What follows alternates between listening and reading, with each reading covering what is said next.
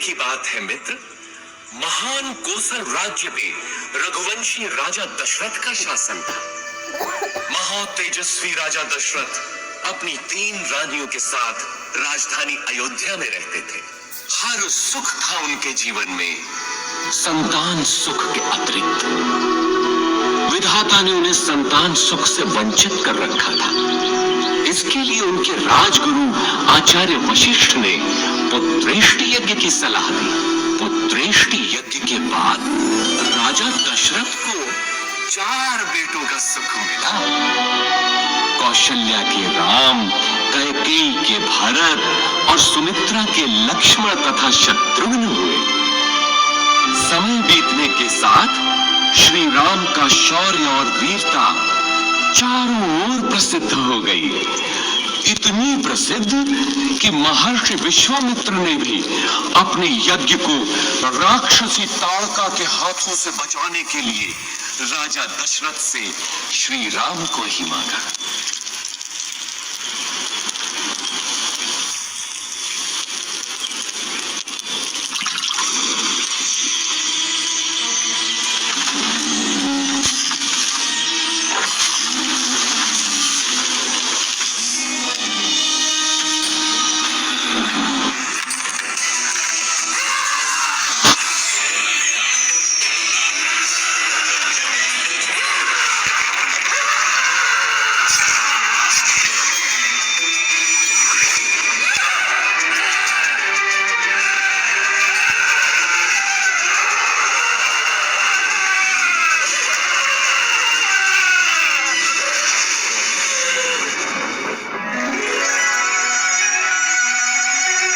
इसके बाद श्री राम और लक्ष्मण को महर्षि विश्वामित्र अपने साथ मिथिला ले गए,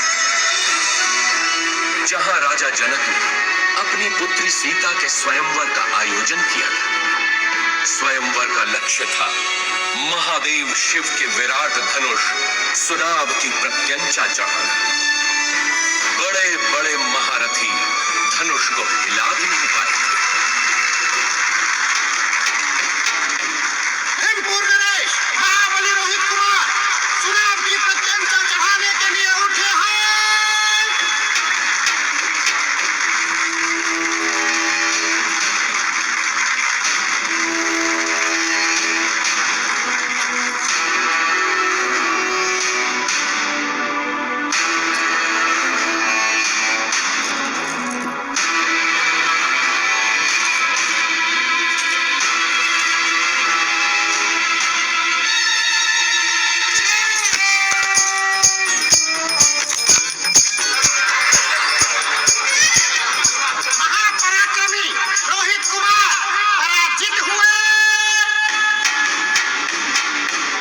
बचपन में जिस धनुष को मेरी पुत्री सीता खेल खेल में ही उठा लेती थी, क्या उसकी प्रत्यंचा चढ़ाना भी किसी क्षत्रिय के वश में नहीं रहा? क्या संसार में कोई नहीं जो सुनाभ की प्रत्यंचा चढ़ा सके?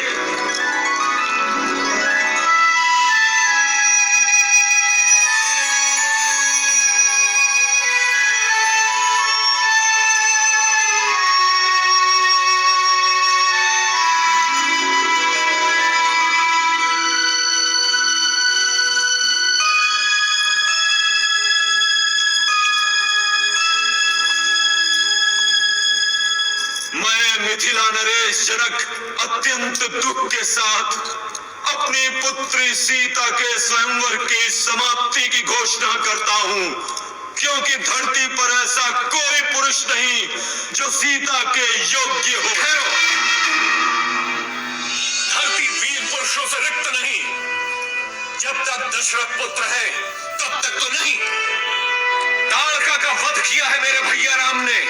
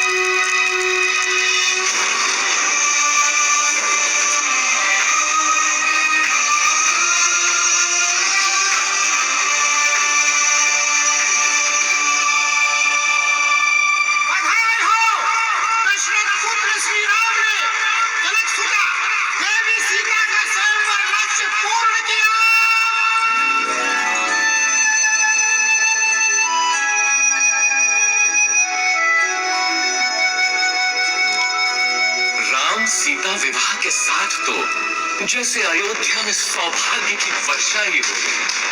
लक्ष्मण, भरत, शत्रुघ्न तीनों का विवाह सीता की बहनों क्रमशः उर्मिला, मांडवी और श्रुतकीर्ति से हुआ।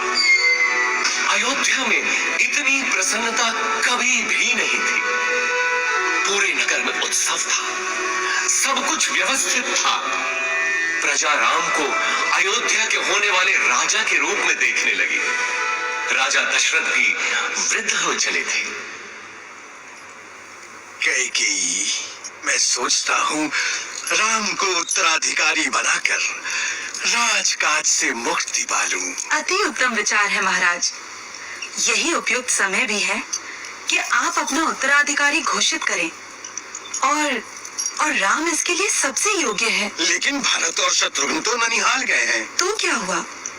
राम उनका बड़ा भाई है। फिर राम तो सर्वगुण संपन्न है। मैं आज ही घोषणा करता हूँ।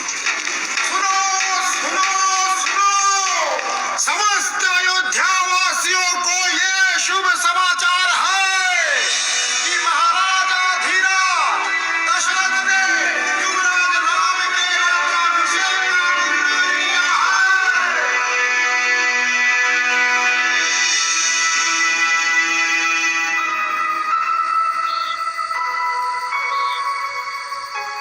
अयोध्या की होने वाली महारानी को मेरा अभिवादन। क्या बात है महारानी, मुझसे कोई भूल हुई? राजपुरुषों का क्या भरोसा, कल कोई और मुझसे सुंदर मिल गई तो वो महारानी बन जाएगी। ऐसा विचार क्यों आया सीते? मैं स्त्रियों का ये दुख समझता हूँ सीते। मैंने स्वयं अपनी माँ को इस चक्र में फंसे हुए देखा है। सौत का डंक हर नारी के लिए विष ही होता है। तुम नहीं जानती सीता, मैंने बहुत पहले ही ये व्रत ले लिया था कि मेरी एक ही पत्नी होगी।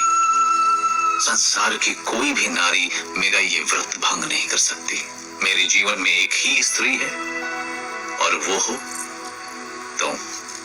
स्वामी, मैं भी प्रण करती हूँ कि सुख हो या दुख सदैव आपके साथ ही रहूंगी। अब तो अभिवादन स्वीकार करो महारानी। परंतु जीवन इतना ही सरल होता तो वो जीवन चक्र न कहलाता। सौभाग्य बीत चुका था और दुर्भाग्य ने अयोध्या के राजभवनों में करवट लेनी आरंभ कर दी। ये आया सप्तम और ये जीता मैंने लक्ष्य। तू पुनः हार गई। हंस लीजिए रानी, जी भर के हंस लीजिए। पता नहीं आगे भविष्य क्या हो। क्या बोली तू? प्राणों का अभय हो तो बोलो रानी। कल मेरे राम का राज्याभिषेक है। इस अवसर पे तो सबको अभय है। बोल, निर्भय होकर बोल। ये राज्याभिषेक ही तो आपका दुर्भाग्य लाएगा। क्या बकवास कर दी है?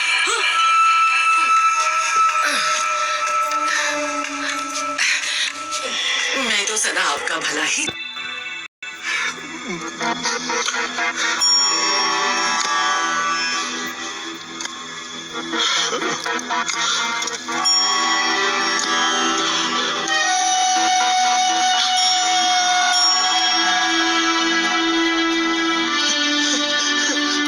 मेरे पुत्र, दुर्भाग्य है मेरा, दुर्भाग्य है।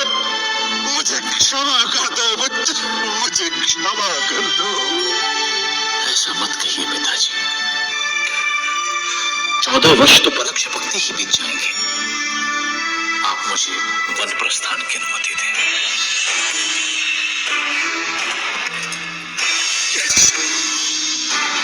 नहीं नहीं, तुम समझो राम, तुम तलवार के बल पे कौशल पे शासन करो पुत्र। इक्ष्वाकु वंश के इतिहास में ऐसा कभी नहीं हुआ पिताजी। राम के जीवन में तो ये संभव नहीं।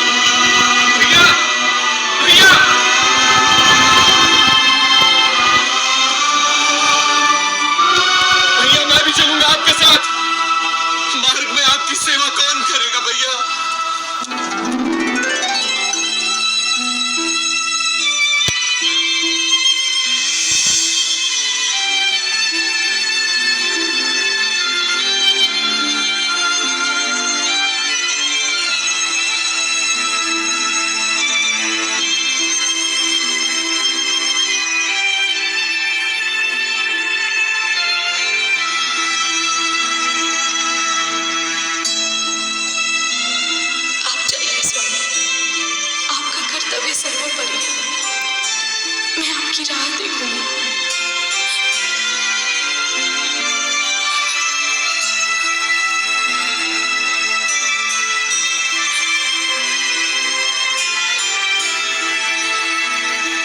श्री राम, लक्ष्मण और देवी सीता का लक्ष्य चित्रकूट था। माझी केवट ने उन्हें गंगा पार कराई। ऐसा भक्त कि तीनों के पैर धोए नौका में चढ़ाने से पहले।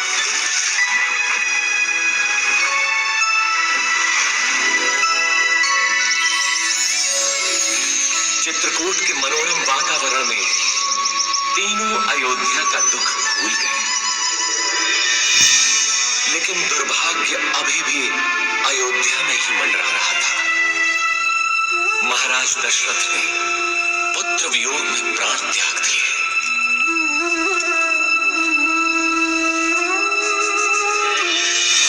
घटनाएं तीव्र गति से घटती गईं। पुण्यात्मा भरत ने अपनी माता कैकेयी के षड्यंत्र को स्वीकार नहीं किया। वो श्री राम को अयोध्या वापस लाने के लिए चित्रकूट पहुंचा। धर्मात्मा राम अपनी बात पे दृढ़ रहे तो भरत भी कम नहीं निकला। वो श्री राम की चरण पादुका ही अपने साथ ले गए। अयोध्या का राज सिंहासन श्री राम के ही चरणों के नीचे था।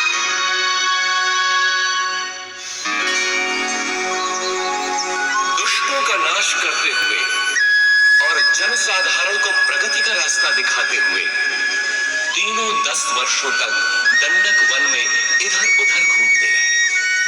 अंततः वे महान अगस्त्य मुनि से मिले, जिन्होंने दोनों भाइयों को दिव्य अस्त्र दिए, वैष्णव धनुष, और जिनके बाण वनवास के 13 वर्ष पूरे हो चुके थे। देवी सीता और लक्ष्मण तो अयोध्या की स्मृति में थे, किंतु राम संभवतः दैव की क्रूर क्रीड़ा का आभास था।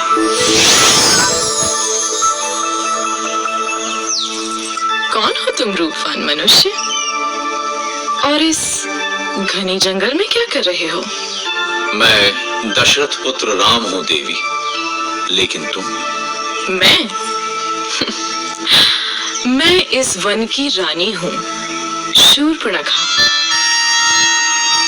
आप यहाँ की रानी हैं? तो आइए, मेरी कुटिया में पधारिए। नहीं, तुम चलो मेरे साथ। संसार भर के सुख तुम्हारी प्रतीक्षा में है।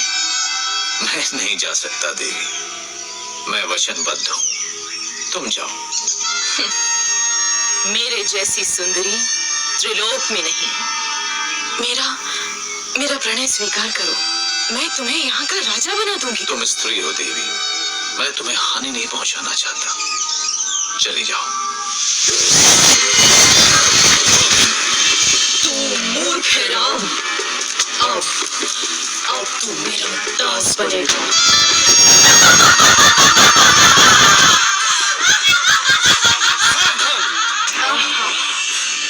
दो सुंदर मानव। क्या? धर्म? मुझे धर्म का पाठ मत पढ़ा मूर्ख। सुना नहीं तुमने? बैठा रहे।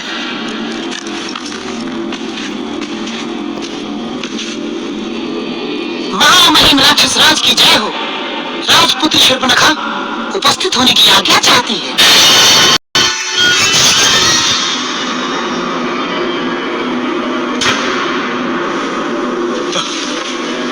मेरे भाई जटायु, जिस रावण ने तुम्हारी हत्या की, उसका नाश होगा, नाश होगा उसका। सुनो बंधुओं, मैंने देखा था रावण को किसी नारी का हरण करके लंका की ओर जा रहा था। अवश्य ही वो देवी सीता होंगी। लंका? हाँ, लंका, वही है उसकी राजधानी। इस समुद्र के बीच में है वो दुर्गम द्वीप। परंतु वहां तक पहुंचने का मार्ग देव संपाति? यहाँ से दूर महेंद्र पर्वत के तट से लंका की दूरी मात्र 100 योजन रह जाती है। वहाँ समुद्र उठना भी है, जो कि मैनाक पर्वत श्रृंखला है उसके अंदर। वहां से तुम लोग लंका पहुंच सकते हो। धन्यवाद गिरिराज, हम उपकृत हुए। यहाँ से लंका 100 योजन दूर है। मैं 60 योजन तक तो बिना थके जा सकता हूँ।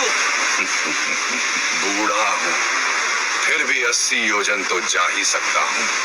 मैं 100 योजन तक तो जा सकता हूँ, लेकिन लौटने में गड़बड़ हो सकती है। तो फिर क्या करें?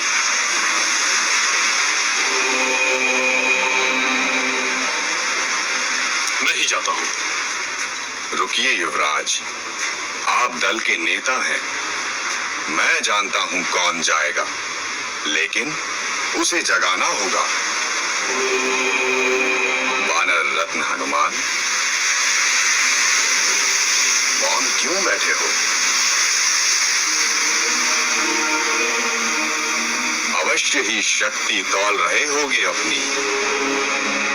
उठो महावीर, उठो, संसार को दिखा दो कि तुम कितने समर्थ हो।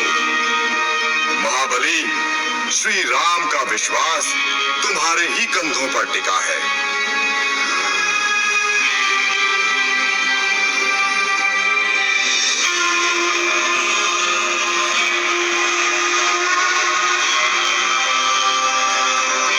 साथियों, चिंता न करो, मैं श्री राम का काम अवश्य पूरा करूंगा।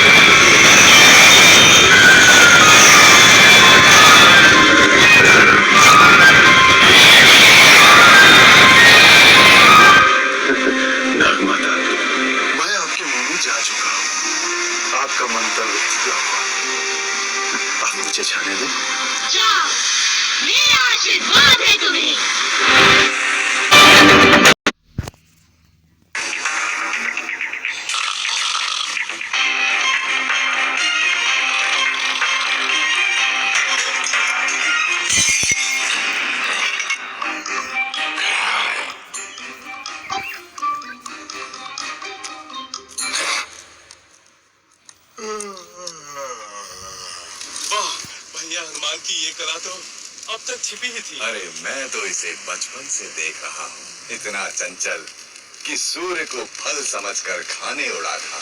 इसकी उच्छृंखलताओं से तंग आकर ही तो इसको श्राप मिला था कि जब तक कोई इसे प्रेरित नहीं करेगा, ये अपनी शक्तियों को भूला रहेगा। सो आज मैंने प्रेरित कर दिया।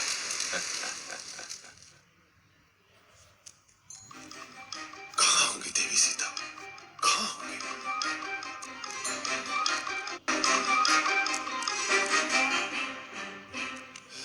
कहाँ होंगी? ये क्या? तू मानती क्यों नहीं मेरा प्रस्ताव, हृदय मंजरी? उस कंगले राम के पीछे जीवन क्यों नष्ट कर रही हो प्राण वल्लभे? मैं तुझे सुख से रखूंगा। मान जा सुलोचनी, मान जा। अरे दुष्ट, कितनी बार तुझे ना बोलूं? जा, अपने दिन गिन। मेरे राम बस आते ही होंगे। दिन तो अब तू गिन। मैंने तुझे 1 वर्ष का समय दिया था और अब बस हैं। यदि तू नहीं मानी तो मेरी रसोई तेरी प्रतीक्षा में।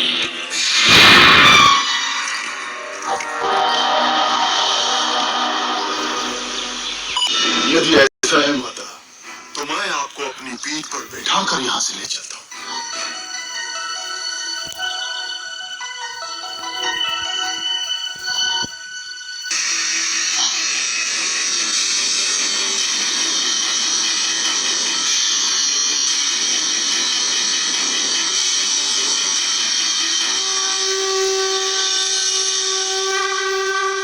तुम जाओ और शीघ्र स्वामी को लेकर आओ। आप मेरे साथ चलिए ना माता, मैं आपके पुत्र जैसा ही तो हूँ। नहीं पुत्र, मेरे सम्मान के लिए क्या हो तो दो चार फल खा लो। खा लो।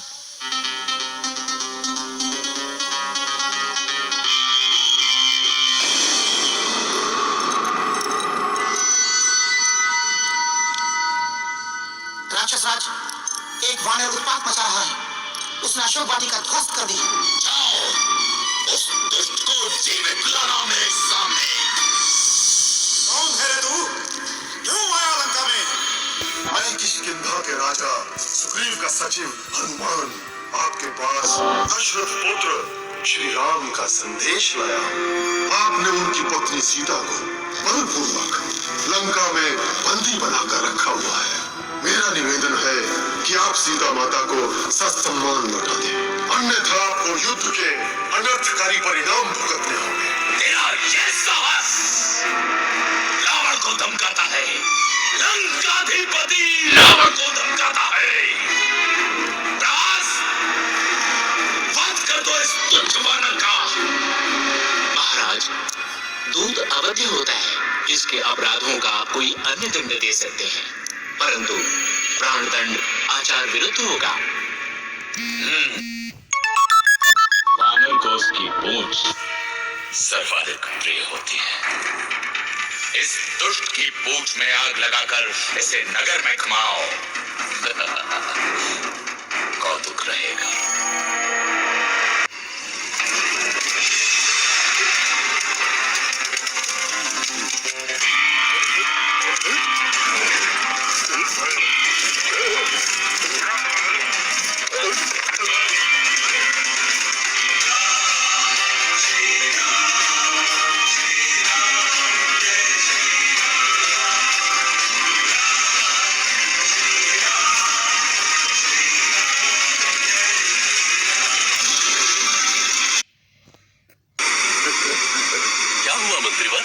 मिल गई सीता माता, चला दी लंका।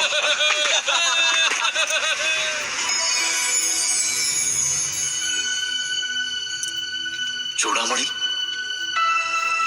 लक्ष्मण, सीता की चूड़ामणि कैसी है मेरी सीता? देवी सीता सब कुशल है और रात दिन आपकी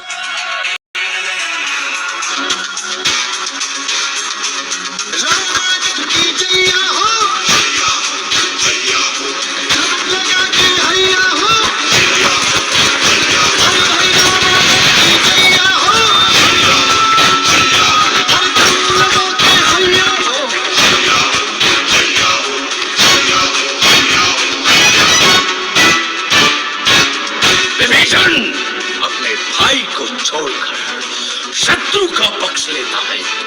मैं लंकाधिपति रावण तुझे लंका से निर्वासित करता हूँ। भाग जा कुलद्रोही, नहीं तो अभी मारा जाएगा।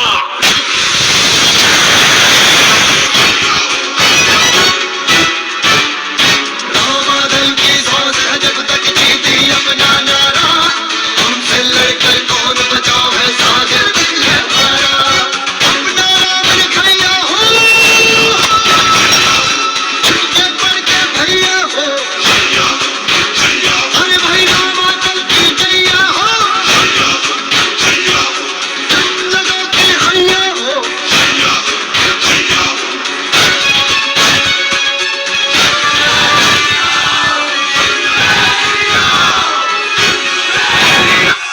लेकिन उसका भी कोई तोड़ नहीं। उसका दूसरा पुत्र प्रहस्त महासेनापति है। मणिभद्र युद्ध से प्रसिद्ध हुआ है वो। रावण के पास एक से बढ़कर एक महारथी है श्री राम। उसके पास धर्म की शक्ति नहीं है विभीषण। उसका दंभ और अनाचार ही उसका नाश करेगा। मैं आपके पास प्रभु श्री राम का संदेश लाया हूँ कि अभी भी समय है। माता सीता को वापस कर दो।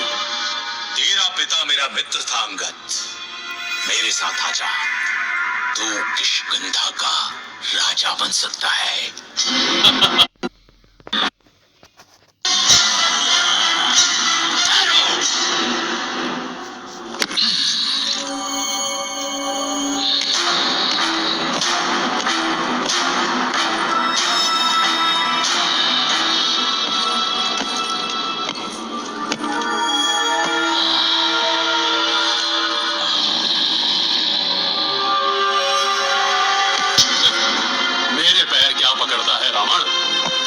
जाके श्री राम के चरण पकड़, तुझे जीवन दान वही देंगे।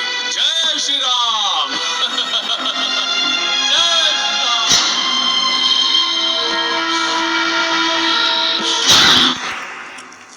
श्री राम। लंका की ओर।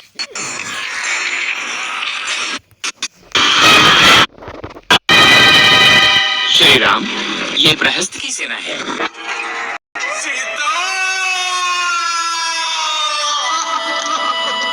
ये असंभव है। ये अवश्य ही रावण की माया होगी। मैं अभी पता लगाता हूँ।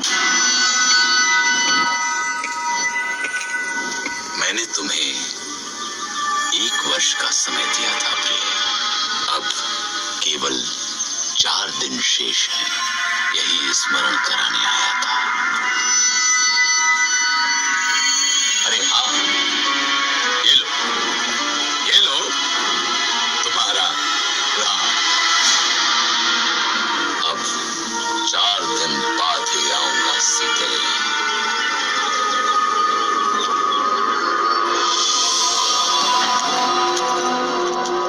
सूचनाएं थोड़ी अस्पष्ट है बंधु। त्रिजटा से मेरा गुप्तचर अभी नहीं मिल पाया है। अर्थात भाभी जीवित हो सकती है। हाँ, एक बात और, मेघनाथ तांत्रिक निकुंभला यज्ञ करने गया है। निकुंभला? यदि ये यज्ञ पूरा हुआ तो उसे कैसे सामना करूंगी उनका? 1 वर्ष हो गया उनसे बिछड़े।